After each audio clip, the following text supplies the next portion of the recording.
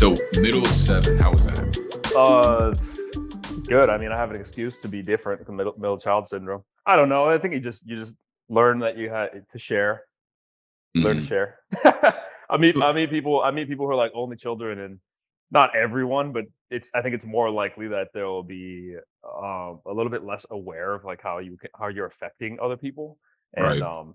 yeah, it's just weird to me. So uh yeah, whatever. I mean, big family, so it's like I think I would love to be the type of person that just puts off a good vibe, like a really positive vibe. But I've never been able to do that because I have like this competition or like dark energy within me, and I think it's from getting bullied from my siblings. But then I Yeah. also I also bullied my other siblings, my younger siblings. So it just was like all around negative, not negativity all the time growing up, but there was a lot of negativity. Just get in fights all day. You got nothing else to do.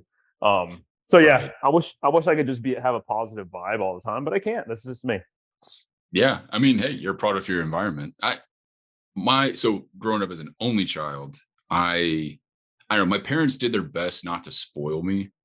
Like they would always just like, they could have easily just been like, yeah, we'll buy you that Hot Wheel, we'll buy you this, we'll do this for you. But they would like out of like principle just be like, no, no, no, like Yeah.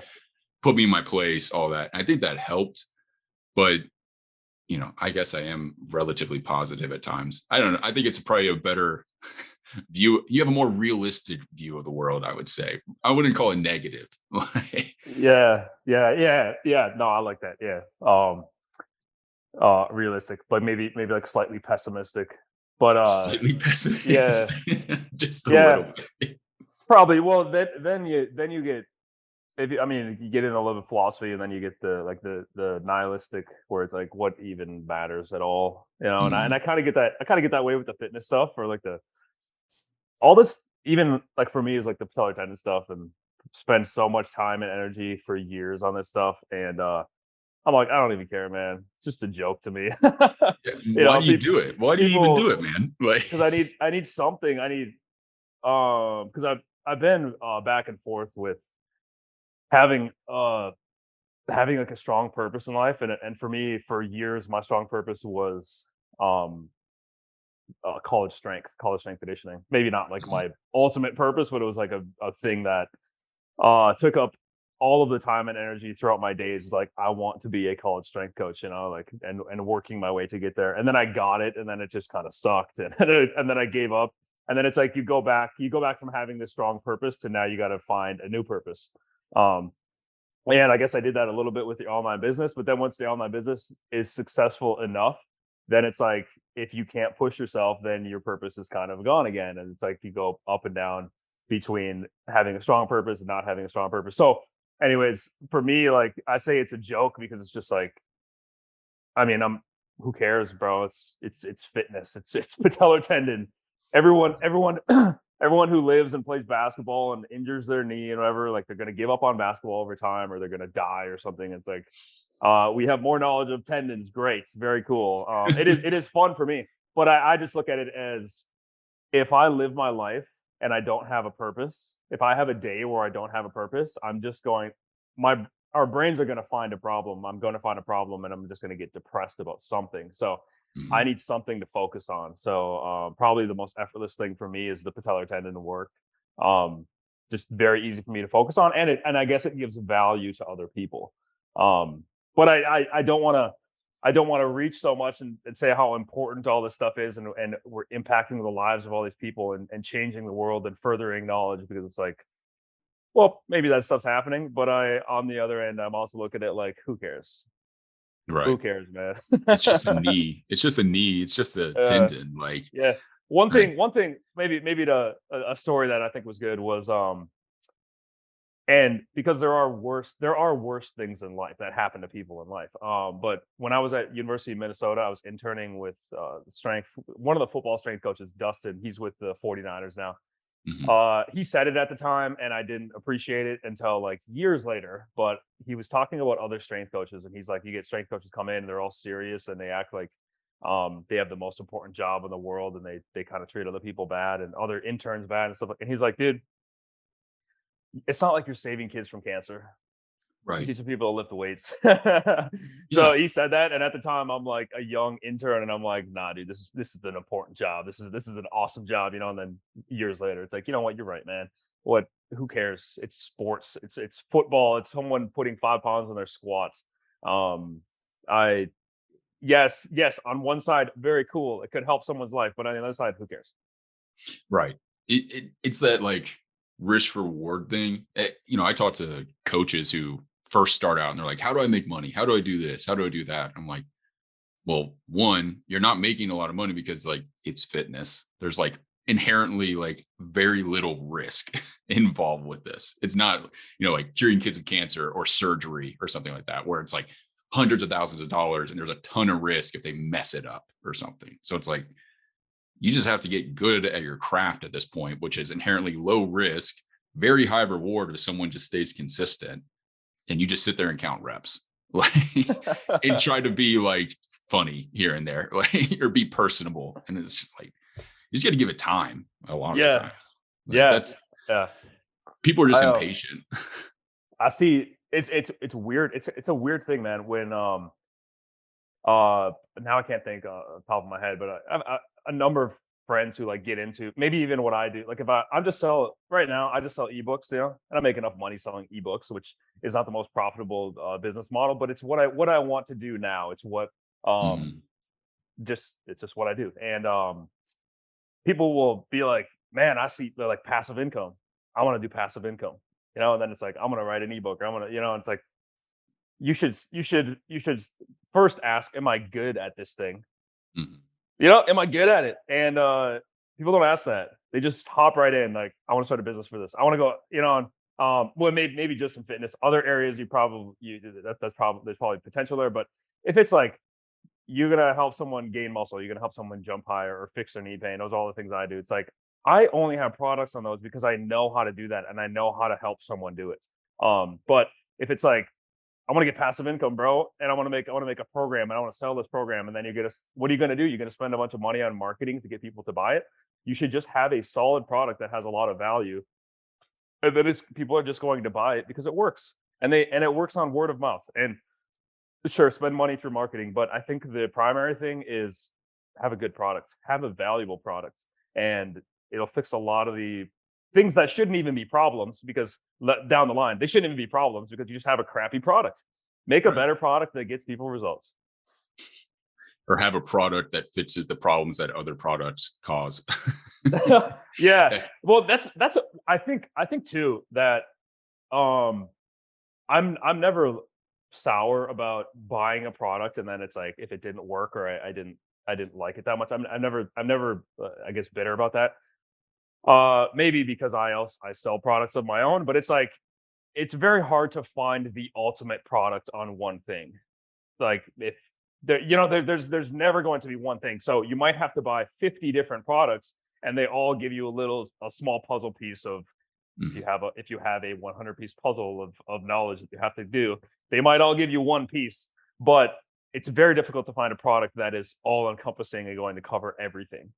Right. So even I mean, I even see that with all those tendon researchers. I have conversation with the tendon researchers, and they all have such a good, solid philosophy around tendons. So you'd think that everyone would be saying the same thing. They've all written research papers together, and they don't say the same thing because they all have their own different perceptions or their own opinions of the things that they researched. Or there's just so many different uh things going on. I guess with the human body, there's so many different things going on, but especially with tendons, it's like you can talk about the load tolerance and the biomechanics, and then, well, if we just say load tolerance, there are 100 things that can be going into low tolerance. There are 100 things that can be going on to biomechanics, and then you just look at the structure of the tendons, and there's debates on that. So um, I just for myself, I'm really passionate about tendons. So it's like any tendon course, I just go and buy it. It's like $600. It's like $1,000. I'll buy the tendon course, and you know what? A lot of them, I go through it, and I'm like, this is kind of useless stuff. This is this Mhm. this course kind of sucks. But you know what? I learned one thing. I paid $1,000 and I learned one thing. I'm happy. Yeah. You at least take something. Well, and Yeah. that's the thing too with those courses. Like I would much rather I think that if there's one thing I've learned is to skip like products a lot of the times, just go to the source. So like, for example, like when I was first learning like PRI stuff, like rather I didn't start with the PRI like courses and like going to those and doing all that stuff. I instead like I hit up, well, I was also broke as hell. So I used my parents, I was on my parents' insurance and I would just go to PRI people who like and have them do like treatments on me and just like learn from like what they were doing about, and they would just like talk about every single thing and like what they actually found useful from the courses that they did, and then that like set the foundation.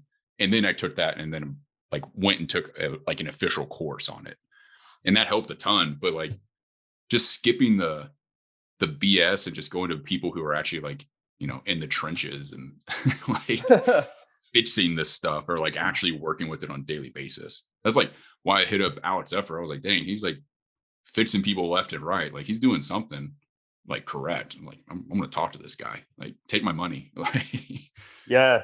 I could I guess I didn't I'm never in an area where like there are tendon people. You know, it's like they seem dude, to I all be moved like, from Lexington, Kentucky, all the way out to Seattle, Washington, because they had like 15 people that were PRI specialists out there. I was like, oh, I've literally moved across the country just so I could like go talk to these people. But I mean, yeah, I, yeah. I Um now that I say that out loud, I'm like, man, that's weird as fuck. Like, like, uh I got it. I it's obviously it's not as good if you can't go be in person, but I'm like mhm, having a podcast, it makes that so easy. I just send an yeah. email to one of these. I sent an email like one of the first ones was Jill Cook. I sent an email to Jill Cook and she replies and is down for the podcast. And I think it was like 90 minutes. And I was so engaged for that whole 90-minute conversation with this like 60-year-old lady, Jill Cook over, you know, like or whatever she is. The It only was thing you great. have in common is tendons. Like, Yeah, yeah. It was great though.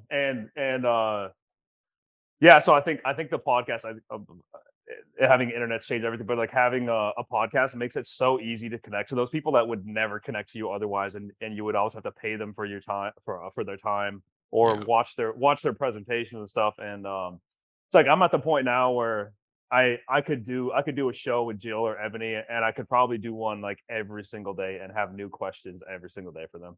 Um, Mhm. and well, hopefully I'm going to do one with Ebony real soon.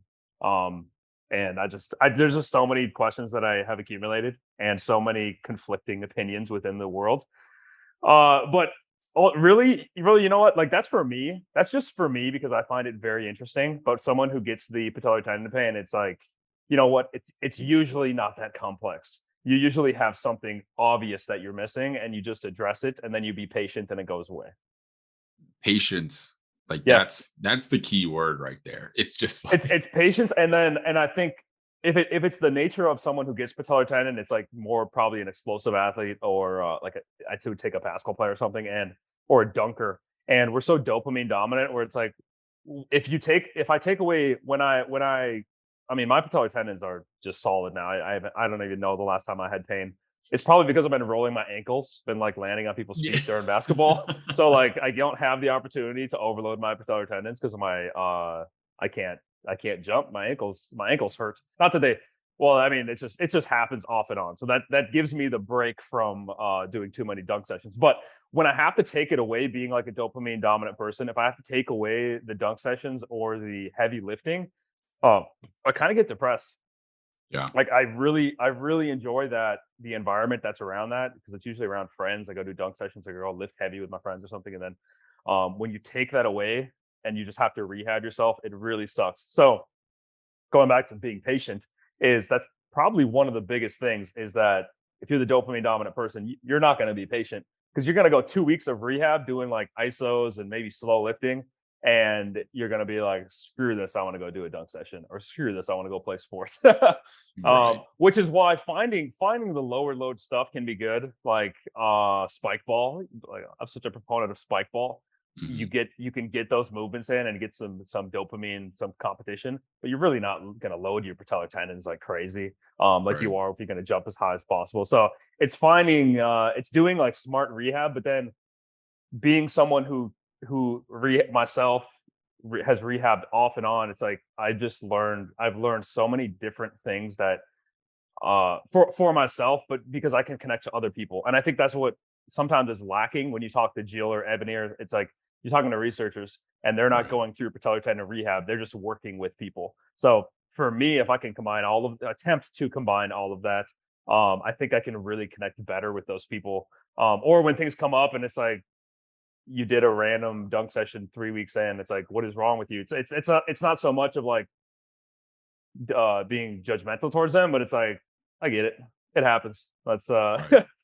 let's go Yeah, back. Let's go back to do some isometrics, get the thing calmed down. exactly. And that's the biggest, like, I like that approach for sure. Well, and you have that perspective too because you've been in it, and that's the biggest thing. It's just having someone that you can like connect with. It's like I'm the same way as you. Like whether it was my shoulder, my back, my hip, like I was always jacking something up, and so just someone comes in, and is like, yeah, man, that sucks. I know, like, but hey, let's go do this. Like, let's at least still try to like challenge you and like have a good time, and Yeah. it goes a long way. But I don't know it that I think the thing too is like when you look at the research, because again, they're looking at a very small bit of it. And then it's just like, how do you actually, it's like taking those and they're just like small little tools in your toolbox and then just applying them to like the bigger picture. And then, you know, like Bill Hartman always says, it's like, it makes sense on paper until you actually like have to work with the human in front of you. Mhm. And that's where like shit hits the fan. Like I remember I worked in a sports clinic back in Seattle. I mean, I would have a patient sometimes double booked on the hour, sometimes quadruple booked on the hour. So I'd have four people and like one tech like helping me out. So it's like two of us to four people. And it's like, I don't have time to do like teach this person a 90-90 hip lift or like do this exercise or like go into as much detail. So it's like, you just got to do the best you can. And like, here's the big picture, like what they probably need to do. And then like, kind of just like throw paint at the wall and hope something sticks within there because that's all you have the time for. And Yeah. I mean, we were a well-oiled machine. I don't want to make it sound like it was like horrible, but we would knock it out and got like good results. But I loved it. It was fast paced, like boom, boom, boom. I'm like talking, scraping the crap out of people's knees and doing manual stuff. Like it was a good time. But Where was that? Was that a clinic or what? yeah, so shout out Sports Physical Therapy up in Seattle, Washington. They got like I think four locations now. Dude, it was my dream job. 100% dream job. Like I didn't make nearly enough money. I will say that. Like Mike, you should have paid me more. But but like it was, oh man, it was so much fun working there. Like, but they do a really good job. They do great therapy. What did you do after? Why'd you leave? Man, Seattle's expensive. Like it just my girl was my fiance now, but she was working at the children's hospital and I was just, a PTA fresh out of school, like doing physical therapy and just couldn't, we started thinking like long term. I was like, because I knew I was gonna propose to her at some point and we're like childcare out there is like $3,000 a month by itself. Our rent was like 2 grand. And I'm like, I make $3,000 a month if I'm lucky. Mhm. Like, it just wasn't feasible. So we came back here to Cincinnati, and it's dirt cheap, but you get what you pay for. So Yeah. yeah, so yeah, it is what it is. But Yeah. I'm curious, like, so you were talking about, you have more and more questions popping up about like tendons and all that, and I feel like so much more than just like the general person on tendons, obviously, even probably more than like most, doctors of physical therapy and all that stuff, or even researchers. But like, what is the biggest question you have around tendons right now? Like, Uh, well, here's what I would say first is like upper body tendons. Don't even ask me because I'm not saying you, I'm saying anyone out there is yeah, like there'll be like elbow tendon or rotator cuff or what. we'll And say I'm like, patellar tendon then. yeah, pretty much patellar. I mean, Achilles and patellar are Yeah, pretty similar. I always look at the reason why someone gets it, and the patellar is usually like the jumping. I guess I would think some of those compression loads, like from because you can get it from lifters, like a power lifter, Olympic lifter, right. and it is, I guess, it is high rates loading if you or it's just high load on the patellar tendon, but it's not as much rate as like a max effort jump. So I think there's some compression going on because the patella bone hits the patellar tendon when you're getting Mm, like in the bottom of knee flexion. So I think combining that while you're tugging on the tendon can lead to some of those changes, some of those negative changes, and then maybe that could lead to pain. So yeah, patellar and Achilles. And then anyways, I was saying like Achilles, usually like, well, first, an old person can get Achilles, like a very old person can get Achilles just right. from load accumulation over life. But it's Yeah. it's it's it's probably because when you walk, you're getting load on your Achilles, like a very small amount. But when you walk, you're loading your Achilles. You pretty much never load your patellar tendons unless you're going to do like knee flexion and extension.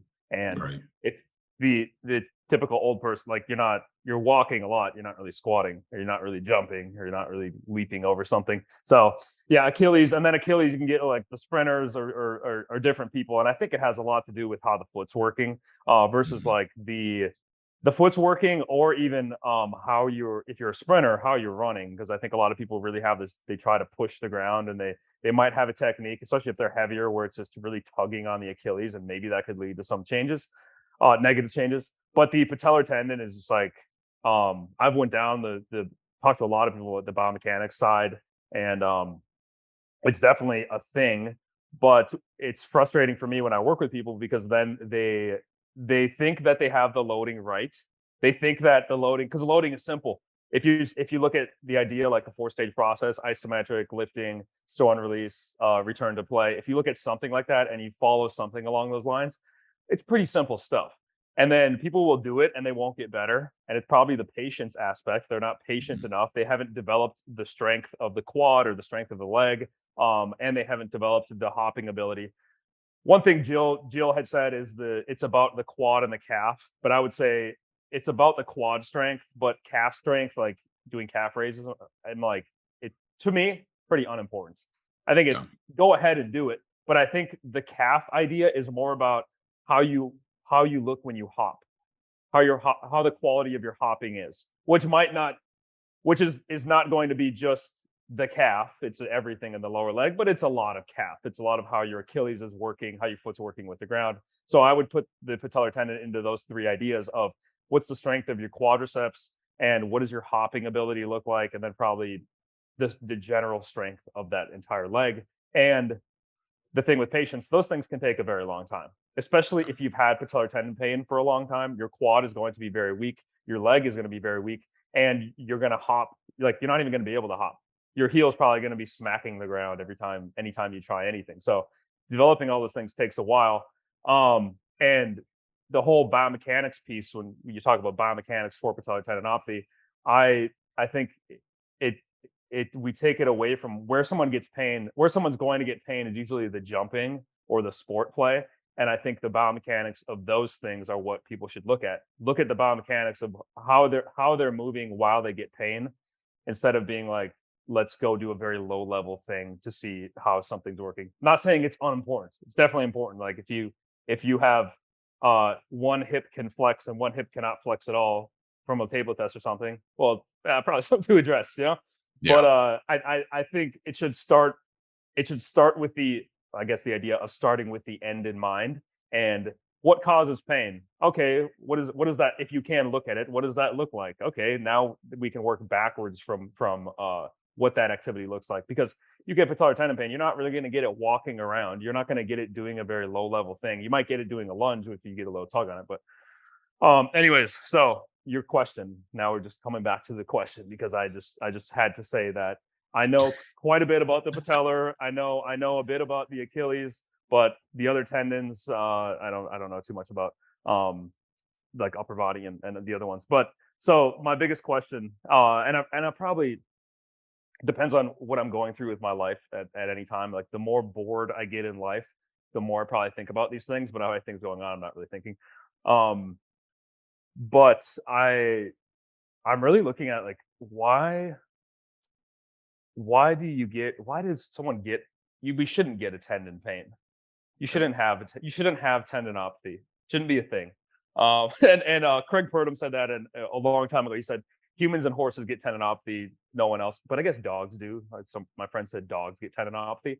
And it's always from the changes in load. I think it's from like doing nothing and then going and just blowing up your tendon with a lot of load. And I look at the evolutionary standpoint of like a caveman or something, and it's like, would they ever have this massive change in load? I maybe not. Maybe they would build it up slowly in their entire life and keeps even if they do have high loads, they would keep them in probably daily. And then if they did get a tendon pain, they're not going to know to go do isometrics. They're Right. probably just going to keep moving. And I think just the nature of continuing to move is probably going to solve things. It's probably if and it could solve things by changing the way that they move. Like if, for example, they've caused some serious damage to the patellar tendon, and they still need to go about their life and go hunting and jump and stuff like that. Given enough time, they're probably going to change their biomechanics to take load away from that degenerative area. And then you look at the research on people with tendinopathy, or then you look at the research on when you're 17 years old, the tendon is done. It's basically done. Like it's formed. The analogy Carl Keller said was, you build a house once and you live in it forever. And Mhm. it's like it's crazy. It's amazing. You know, it's like you built your tendon by the time you're 17, and now you have that tendon forever, and you're really not going to change much of it. So he said you have 97% of the tendon is built, and then you have 3% of the tendon, probably between all the fascicles, 3% of the tendon that is put in there and then taken out, put in, taken out every single day. So you have like a sacrificial collagen, you know, which this stuff is crazy to me, dude. You Yeah. know, Right. it's amazing. And so, but anyways, I should have been able to ask him this. I don't think I had the opportunity to ask him this. You say when you're 17, it's done. But then you have the same exact group that did research on people with tendinopathy, and they found like over 50% of their tendon was turning over, like had a abnormally high turnover rate, um, versus healthy people. So healthy people with a healthy tendon, their tendon doesn't really turn over past 17, but unhealthy people that have tendinopathy, their tendon turns over past 17. So it's continually turning over. So I think it goes to the how the human body, of how the human Right. body adapts. And once you have it, if you have a tendon pain and your body knows that I still have to load this knee, it's probably going to up its turnover rate of that tendon to put in more healthy tissue. It might not change that one area of degeneration, but it might just make the whole area bigger, so you have enough area to where you can load that thing. So I think that could actually also be the danger of completely offloading a tendon issue, because then these collagen turnover changes take months and probably years. So if you Mm. completely offload that patellar or that Achilles, you're probably not going to get that turnover, because your body's going to be like, why would I continue to turn over something that I'm not using? So that's just a thought. I could be completely wrong. Um, but yeah, the biggest question I have is just like, I guess really, why do we even get them? Why do we get the tendinopathy? And Yeah. yeah, why do we get the tendinopathy? And then I go to, I think too, of like the other side, the nutritional side. Is there something nutritionally, or is there something lifestyle that's causing these things? Or is it also that we should, if I'm a dunker, I should dunk until I'm about 25 years old, and then I should be done. Is that what's going on too? Should I just stop overloading my tendons as I get older? Um, and back now we're just talking about anything that comes to my brain. So the nutritional side, then you have the diabetic tendinopathy. You have people with Right. diabetes are more likely to get tendinopathy, because they get the sugar cross links, and not just the sugar cross links, because the collagen within the tendon is like, they say the collagen is within the fascicles and it goes end to end, or that's one of the ideas, is it does go end to end. The other idea is no, it's not continuous. But for the sake of simplicity, let's just say that it starts in the muscle, the quadriceps muscle, and it goes all the way down to the tibia. The fascicle goes all the way down, and within that is a bunch of collagen that should be really well aligned. And but the collagen is cross-linked, and the collagen can get cross-linked with sugar cross-links, if you have chronically high blood sugar, like a diabetic. and that would make the tendon like more brittle. It wouldn't be as strong because the cross linking is adding another level of stiffness. So it would make it more brittle, maybe more likely for tendon rupture. I'm not sure. Maybe more likely for degeneration or tendon pain. So you look at all of those different ideas. And then it's not just the cross linking, but also the cells. The tendon cells are also affected by chronically high blood sugar. So there's a number of different uh, things within tendon outside of just collagen. It's just all about collagen. And it's like, well, Mhm. yes, but not really. Um, the so it's like, yeah, nutritionally, lifestyle wise, why do we even get them? And then the circadian rhythms with Carl Cadler too is like, okay, if you mess up your circadian rhythm, are you now messing up that sacrificial collagen, potentially tapping into the actual collagen?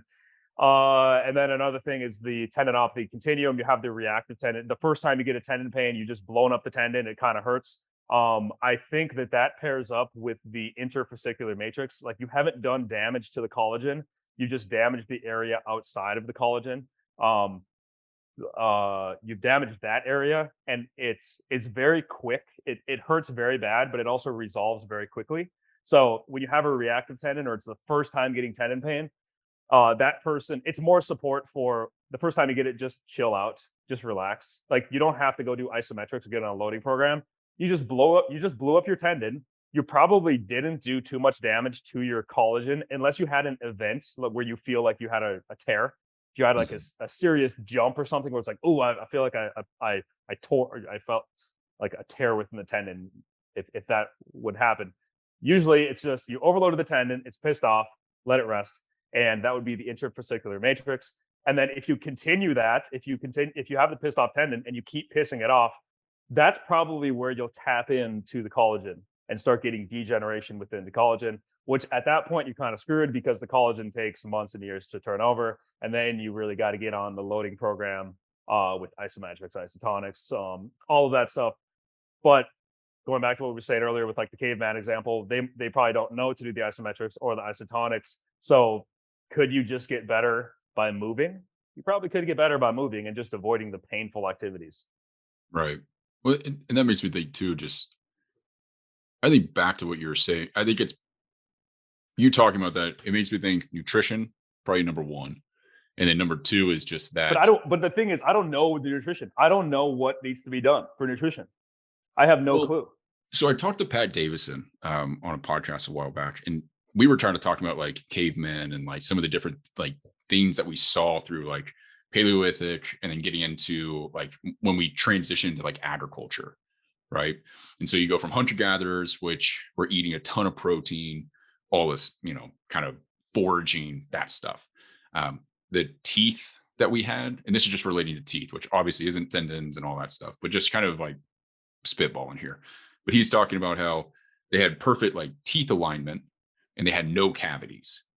But then you start looking at when agricultural revolution type stuff happened, and then now you have these farmers and they still had straight teeth, but they started forming cavities because they were just eating like the same foods over and over and over, and they weren't getting proper like nutrients within their diet essentially. So then that makes me think of like a diabetic or something who's eating a ton of foods that's always spiking their blood sugar, and they're not getting enough protein, they're not getting all these different things. Because I mean, I in my experience just training people, most people don't bring in enough protein that they need to, especially if they're even if they're sedentary or active.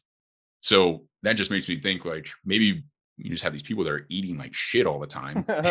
Yeah, And then, that person who also eats like shit might have a little bit of extra weight on them, which then affects their biomechanics.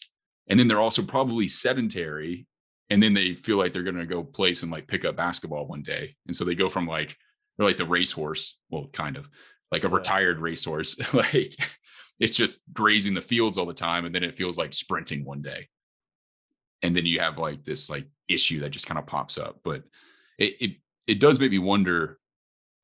I'm with you on the nutrition aspect. I think that definitely has to have a point to it, Yeah, but yeah. not moving enough. I'm curious, like if step count, or if you've like gone through any of the research and seen like how like step count could like associate with this, like people who only get like 5,000 steps per day, if they're like at more of a risk of like a tendinopathy or something like that versus Yeah. someone who gets 20,000 per day.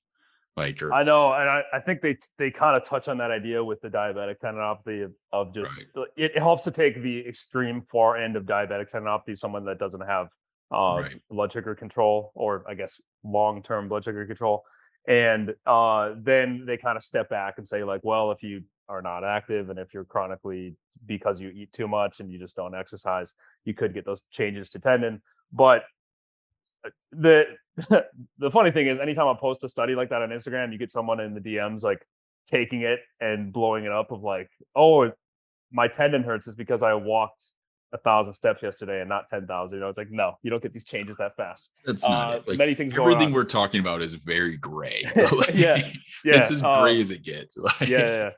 Uh, I and I wonder too on the I wonder the effect of fasting, because there's some research on autophagy. Is that how you say it? Autophagy? I don't know how to autophagy, autophagy, autophagy. whatever it is. Yeah. Yeah. There's some ideas around that, but then you get into uh I guess actually you could get an uptick of that by just consuming less calories.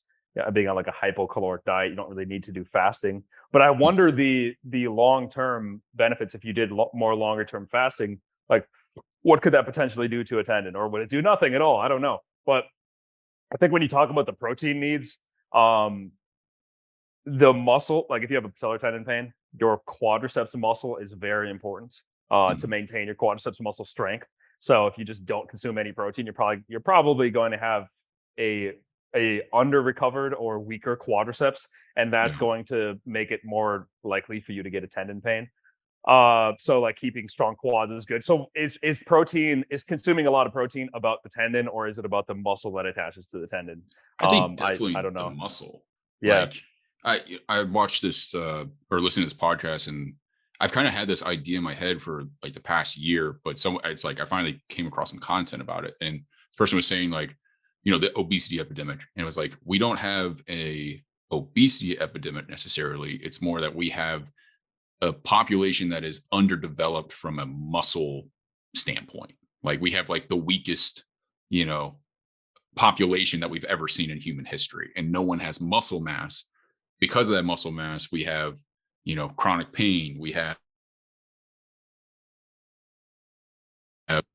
no, you still there? Sorry, I Yeah. think I Yeah. froze. But yeah, so that you have chronic pain, obesity, diabetes, heart disease is another one, because if you don't have enough muscle mass, you can't raise your heart rate enough to actually like train it and keep it healthy.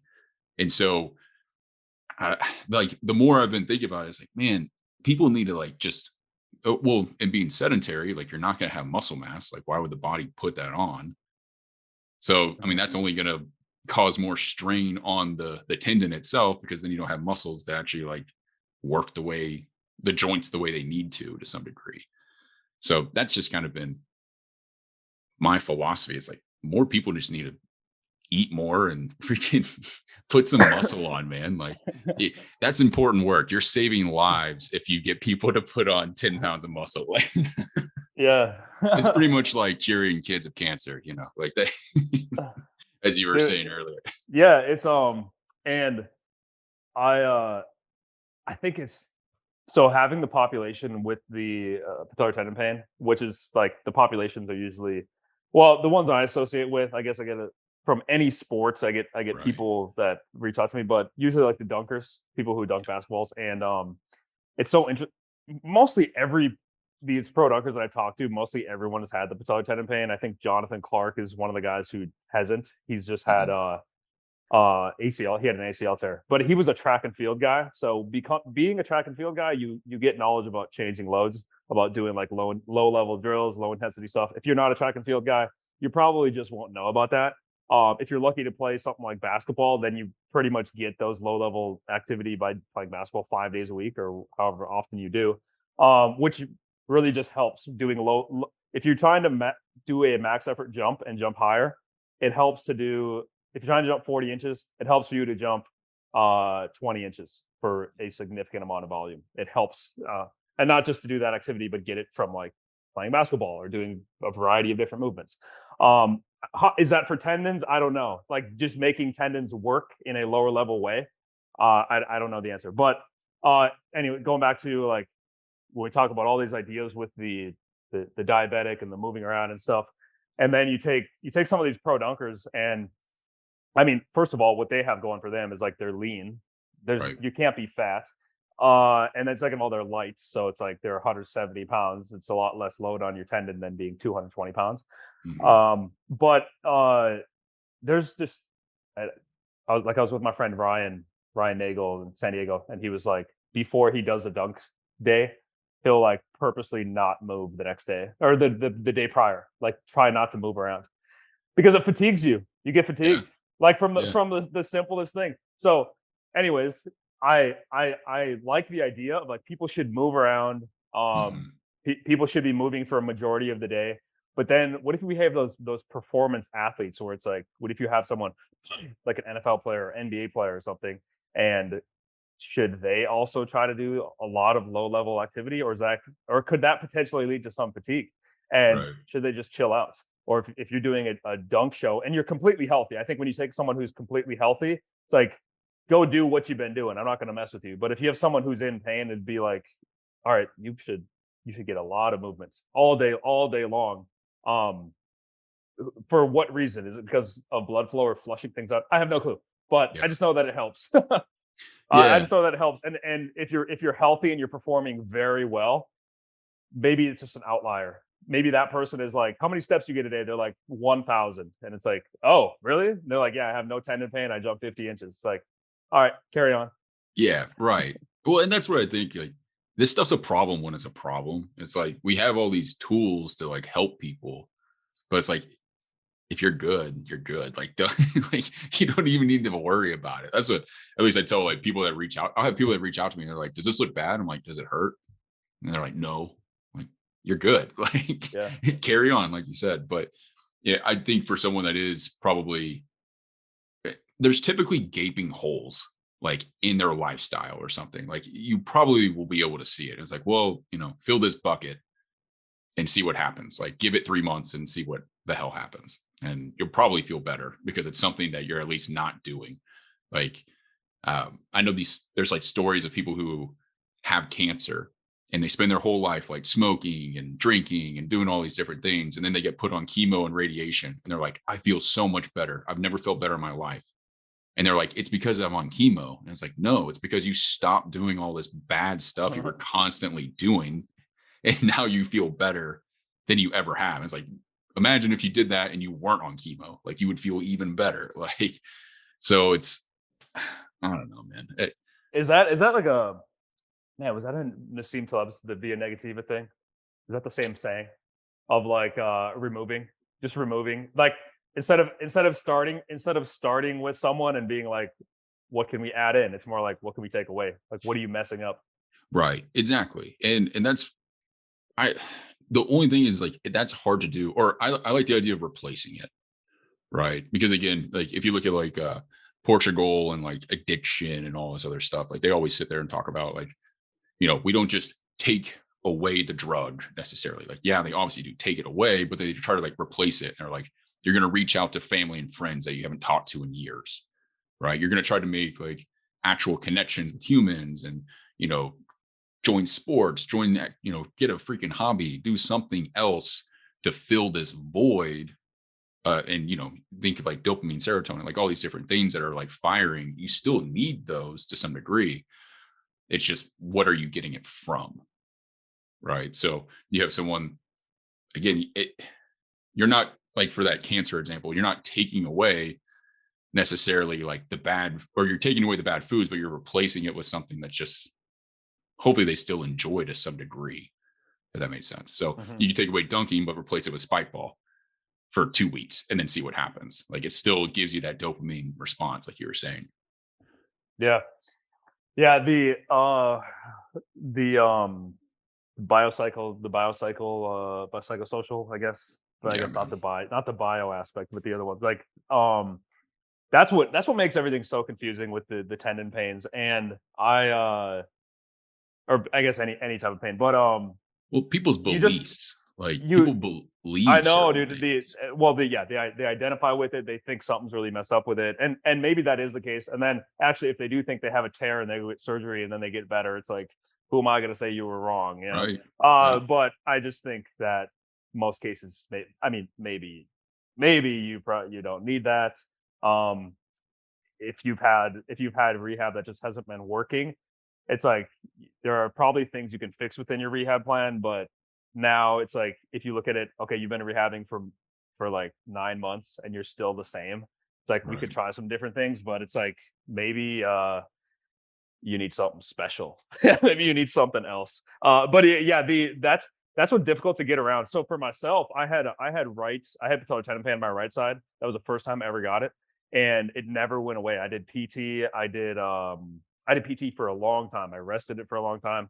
Um, it just never worked, and I just knew that I needed surgery because they did an MRI. They saw a partial tear in my tendon, which I guess picking up a partial tear is kind of difficult. Picking up a partial tear from a tendinopathy is pretty difficult. But for me, I think I was 20 at the time. I just gave up. I was like, PT, it's not going to work for me. And I, looking back, it wasn't that good of PT. It wasn't like very high loading, and there was nothing for my hopping. There was nothing for my ankles that I was doing to get Mhm. back to playing basketball. So I just had pain. I had pain, and I would try to, I'd rest and I'd try to push through it, and then it would just always come up. So I'm like, I have to get surgery. And because I went through that, and I know who I was at 20 years old, if myself now at 31 would talk to myself and say, "You don't, bro, like try this rehab, don't do surgery," I'd probably be like, "No, I need surgery." So like you get people, you once you've rehabbed for so long, um, you've it's like you can keep asking people for advice and keep trying to find new pieces of information, but is that even the issue, or are you getting in your own way by you thinking that you need something else or you need something special? And that's I don't think anyone has the answer for those aspects of pain, the psychosocial aspects of pain. But I mean, I could tell you, man, back at the time when I had that tendon pain, it was like I just wanted to play basketball and I really had nothing else in my life. I was working like minimum wage jobs. I had some friends, but like my life wasn't that good. Looking at what my life is now and how like comfortable and confident I am with everything I do day to day, or the value that I bring to other people, or just knowing myself. Like knowing myself, I think I know myself very well compared to what I did even a year or two ago. And I think that really helps in the pain world of the psychosocial aspects. I think that really decreases my patellar tendon pain. That I'm just living a life that I am more comfortable with, and that's what's difficult with the younger.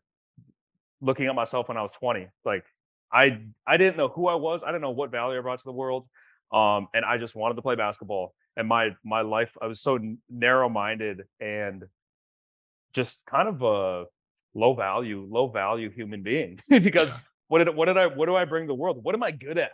What am I good at? And I think you find out what you're good at, you find out what value you bring to the world, you can wake up and have some energy in life. You can go and give something out to the world.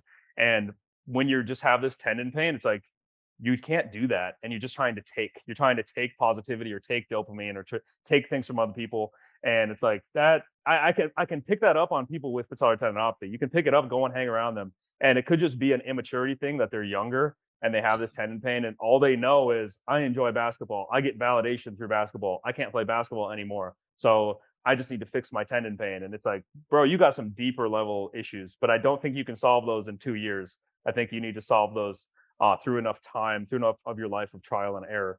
But the yeah, dude, the people that are really what do they call it in research? Recalcitrant. I think that's what they call it. Recalcitrant patellar tendinopathy. It's like patellar tendinopathy that does not get better. Mm. Like it never gets better. I think that's the term they use. Wow. I could be wrong on that, but it's a weird term. I'm like, is You just made that's that word up. No. I googled it, and it was like a chronic issue that's just like not resolving. Whatever. Um, and but you look at those people and I'm like, okay, is it so much still about the biological side? If you've had patellar tendinopathy for 1 year, should we still be focusing on this biological side? I bet you that these psychosocial elements have started to take over. The longer you've had it, I bet you those have started to take over. Yeah. Because it's been 1 year and you've had patellar tendinopathy and you've been loading it, and your body has been laying down the new collagen. All of these, the tendon healing processes have been happening. Now, assuming you don't have a tear that can be picked up. If you have a tear that can be picked up and you might need surgery, you might need surgery. But if you've been rehabbing for a year and it's like you just have a tendinopathy, I wonder how important the psychosocial aspects are. But I'm not going to be the one to judge someone and say, "Oh, you need to get your life together," because I don't even have my life together. Who does have their life together? But Right. it's an interesting, I guess, thought experiment to say, is is loading, if you've had this for 1 year or 2 years, is it still about loading, or do you have something else that's getting in the way? As Enda King was on my show and he was like, "What's poking the bear?" I love that phrase. It's like we need to figure out what's poking the bear. Right. And I think most cases are probably like maybe 80% of that 80% of cases are like the high load activities are poking the bear. But it's like the other 20%, it could be something completely different that's poking the bear. Right. No, definitely.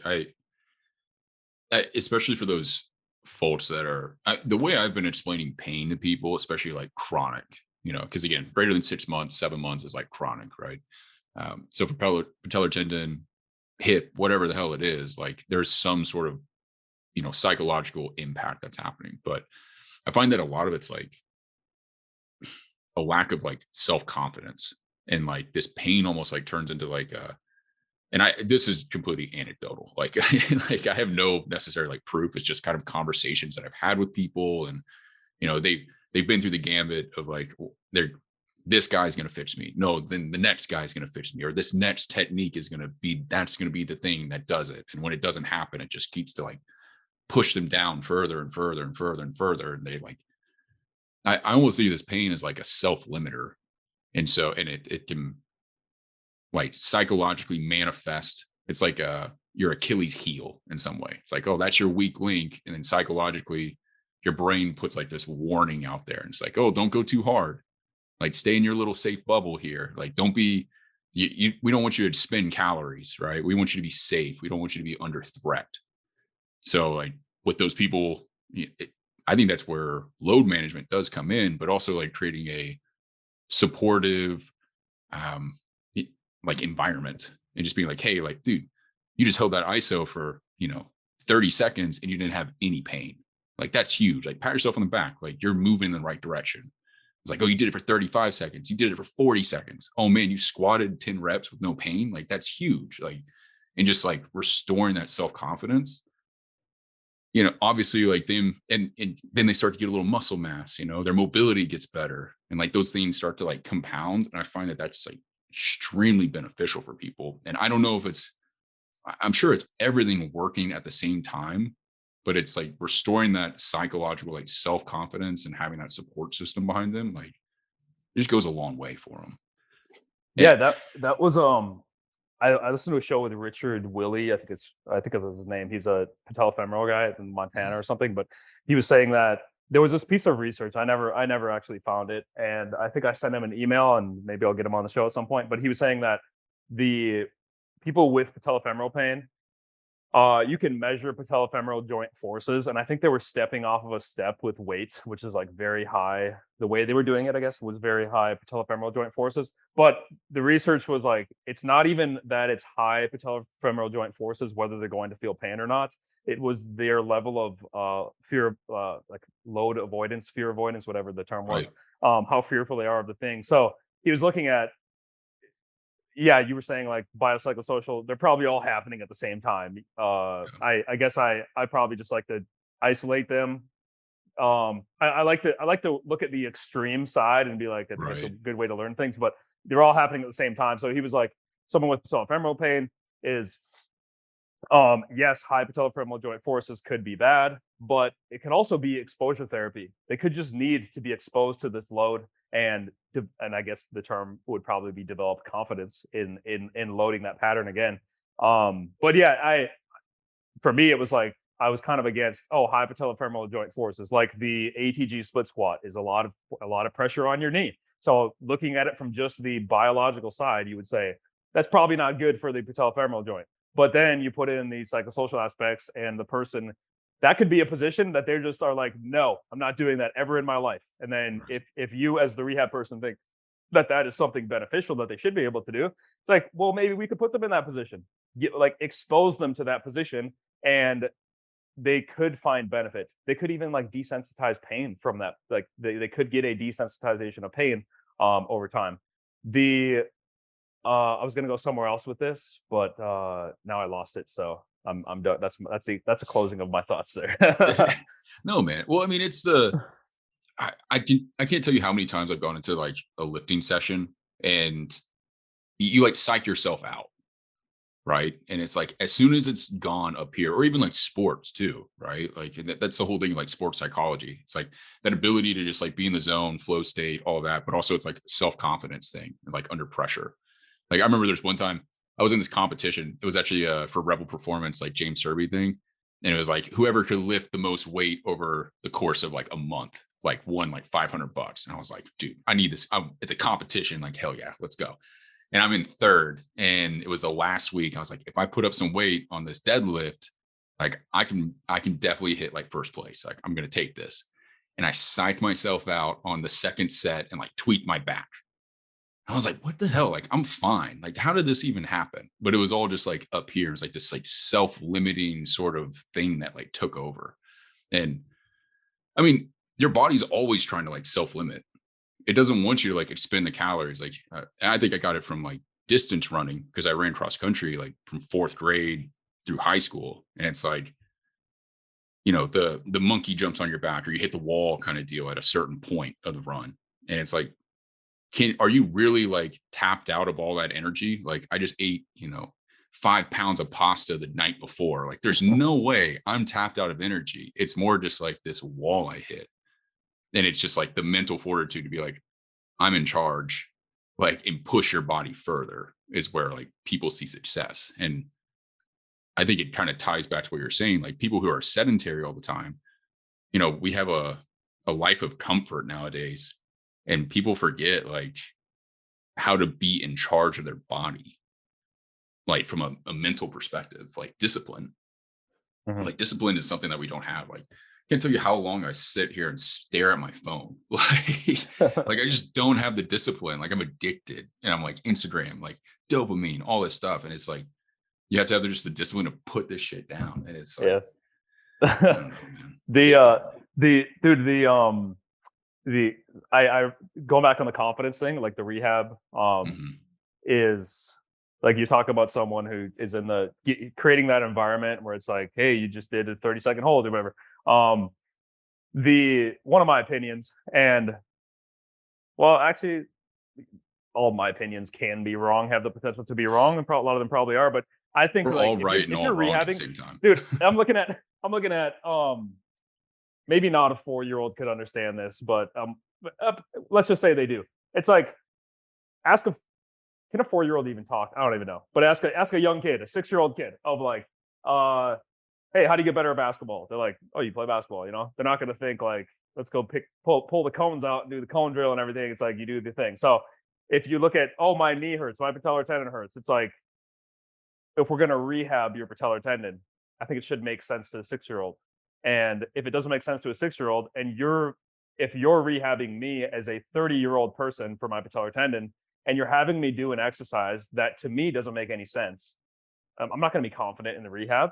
I'm gonna be going through it like, what is the point of this? So when I probably after the end of King thing, and this was accumulation of maybe 4 years of stuff, is like Andy King talked about the functional deficits, and I guess we could just say deficits. If you have a patellar tendon pain, you're going to have deficits within your body that you need to address. And as you address those deficits, pain is usually going to decrease as well. So it's like one of the deficits is the brain. The brain is shutting down the quad. So let's get rid of the brain deficit. Isometrics are amazing to help your brain deficit. And then you have a quadriceps deficit. So let's just make your quadriceps stronger and bigger, because you can look at your quadriceps and tell that thing is tiny, that one's big. The side that hurts is Right. going to be smaller. And then do a leg extension. Okay, that's weaker. And dude, these things make too much sense. If you have patellar tendon pain and I put you on a leg extension, and it's like you can hold 150 on the healthy side, you can hold 50 on the healthy side. Like, do you have to sell it to the athlete to say you need to get better at? You don't need to sell it to them. You just need to. Right. There you go. Like, if you have a functioning brain and you're older than 4 years old, you should understand this. And then the other deficit, I guess, would be the entire leg. Like if you did maybe like a Bulgarian split squat or something like that, or just general leg strength. If you squat 95 pounds, back squat 95 pounds, and you have patellar tendon pain, do you think you should get stronger? Yeah, you should probably get a little bit stronger. And then the hopping thing is like, okay, you want to go play basketball, you want to dunk again, you want to jump. Well, let's take the jump and let's scale it way down, and let's see how you jump at a very low intensity. And they're jumping at a low intensity, and their heel is smacking the ground, and their leg is locked out. And it's like, okay, do you think you're ready to go back to that yet? No. So, I think the way that I look at patellar tendon rehab, it should be, and it is so simple. The loading program is address the deficits, address the very clear and obvious deficits. Your brain is shutting down that leg and that quad, so let's do isometrics to fix that.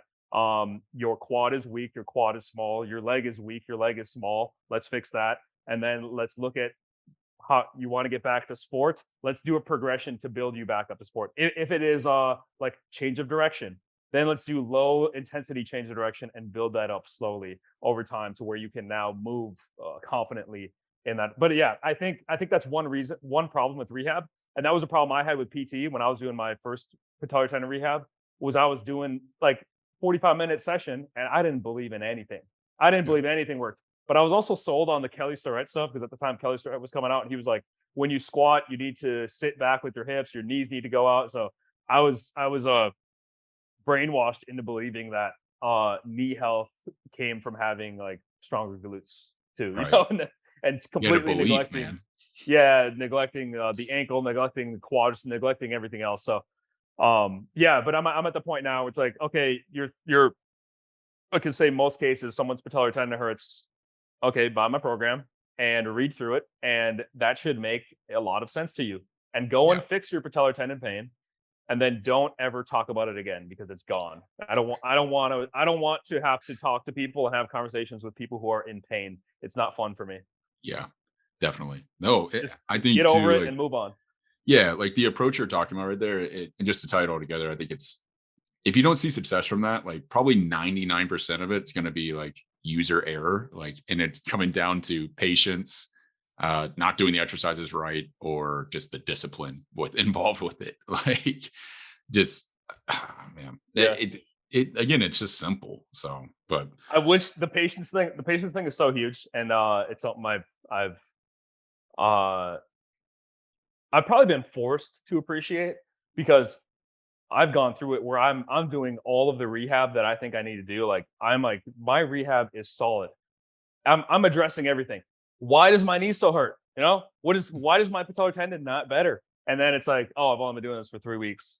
Like, let me give it. And then maybe I forget about it. I'm still rehabbing, but I'm not as stressed out about it, or whatever. And then it just kind of clears up, man. It just kind of yeah, goes away. But is that, should I have just been patient? And that's what's difficult. There's no set time. I can't say your patellar tendon hurts. Oh, it's going to take 4 weeks. Because for some person it takes one day, and for some people it might take months. You know, who knows? right. Or some people it might be never, and they just give up on playing basketball and dunking. There you go.